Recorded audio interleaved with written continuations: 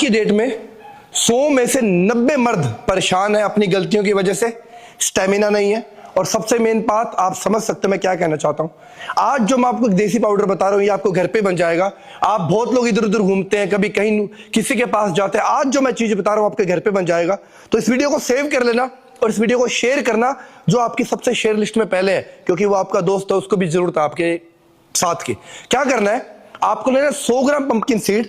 ये ऐसा पाउडर बनेगा सेम, मैं बताता हूं क्या बनाना है। 100 ग्राम पंपकिन सीड, साथ में आप लेंगे 50 ग्राम सफेद तिल। अब उसके अंदर आप लेंगे आधा जायफल, आधा लेना, पूरा नहीं लेना। और साथ में आप लेंगे 100 ग्राम सिंघाड़े का पाउडर, ठीक है। अब इसके अंदर आप डालेंगे थोड़ी सी धागे वाली मिश्री, 50 ग्राम धागे वाली मिश्री और 20 ग्राम इलायची। इन सबको मिक्स करके एक पाउडर बनेगा। अब ये पाउडर रात को सोने से पहले 1 गिलास दूध और 1 चम्मच शहद के साथ आपको लेना है। ये पाउडर आपकी जिंदगी बदल देगा। तो इस वीडियो को ऐड कर दीजिएगा। नेक्स्ट वीडियो के लिए अकाउंट को फॉलो करके जाना। जय श्री राम।